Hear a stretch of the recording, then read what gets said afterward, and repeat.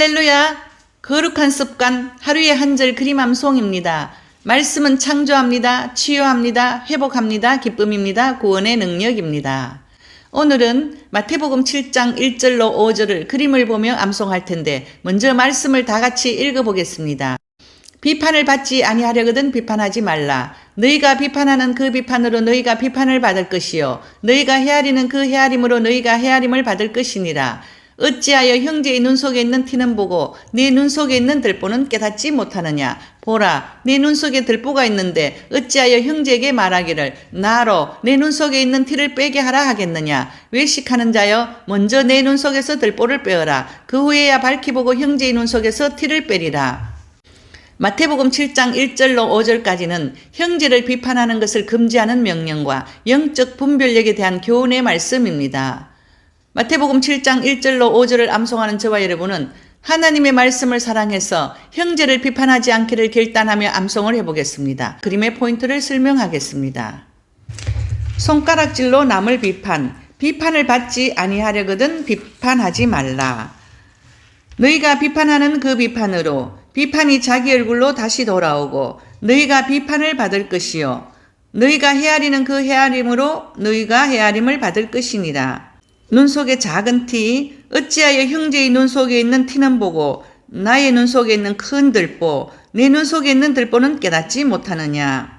예수님께서 직접 말씀하십니다. 보라, 내 눈 속에 들보가 있는데 어찌하여 형제에게 말하기를 쪽집게로 나로 내 눈 속에 있는 티를 빼게 하라 하겠느냐.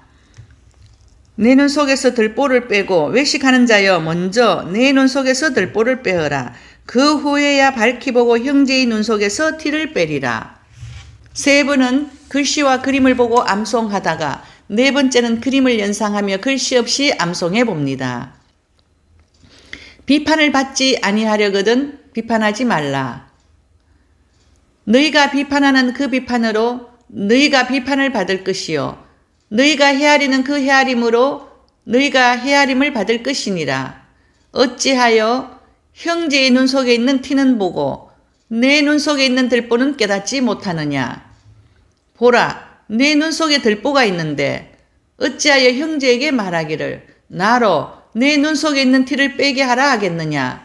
외식하는 자여, 먼저 내 눈 속에서 들보를 빼어라. 그 후에야 밝히 보고 형제의 눈 속에서 티를 빼리라. 비판을 받지 아니하려거든 비판하지 말라.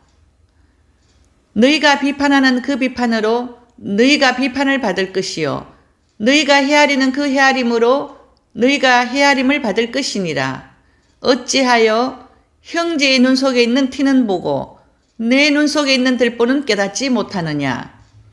보라, 내 눈 속에 들보가 있는데 어찌하여 형제에게 말하기를 나로 내 눈 속에 있는 티를 빼게 하라 하겠느냐. 외식하는 자여, 먼저 내 눈 속에서 들보를 빼어라. 그 후에야 밝히 보고 형제의 눈 속에서 티를 빼리라. 비판을 받지 아니하려거든 비판하지 말라. 너희가 비판하는 그 비판으로 너희가 비판을 받을 것이요 너희가 헤아리는 그 헤아림으로 너희가 헤아림을 받을 것이니라.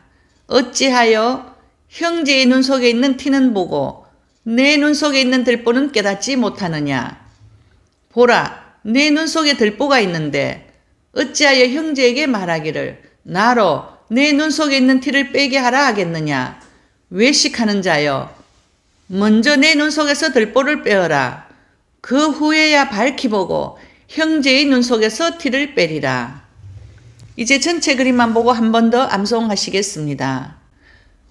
비판을 받지 아니하려거든 비판하지 말라. 너희가 비판하는 그 비판으로 너희가 비판을 받을 것이요 너희가 헤아리는 그 헤아림으로 너희가 헤아림을 받을 것이니라.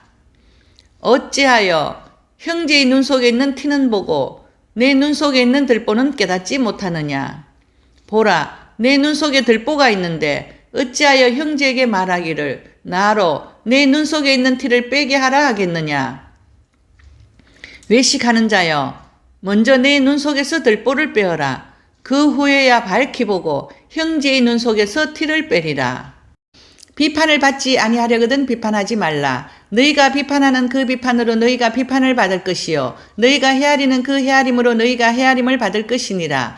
어찌하여 형제의 눈 속에 있는 티는 보고 네 눈 속에 있는 들보는 깨닫지 못하느냐. 보라, 네 눈 속에 들보가 있는데 어찌하여 형제에게 말하기를 나로 내 눈 속에 있는 티를 빼게 하라 하겠느냐. 외식하는 자여, 먼저 내 눈 속에서 들보를 빼어라. 그 후에야 밝히 보고 형제의 눈 속에서 티를 빼리라.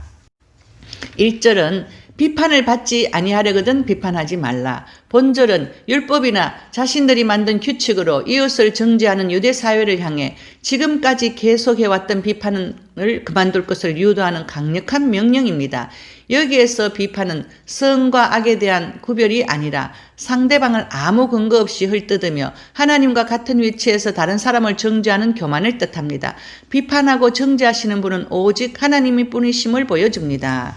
2절은 너희가 비판하는 그 비판으로 너희가 비판을 받을 것이요 너희가 헤아리는 그 헤아림으로 너희가 헤아림을 받을 것이니라. 본절에서 비판을 받다라는 것은 판결을 받게 된다는 사법적 의미를 뜻하고 헤아림을 받다라는 것은 양이나 길이를 재는 것을 의미합니다. 이웃에게 비판과 헤아림을 행하며 가혹하게 행하는 것은 하나님께 비판과 헤아림을 되돌려 받게 될 것을 말씀하십니다. 3절 어찌하여 형제의 눈 속에 있는 티는 보고 내 눈 속에 있는 들보는 깨닫지 못하느냐.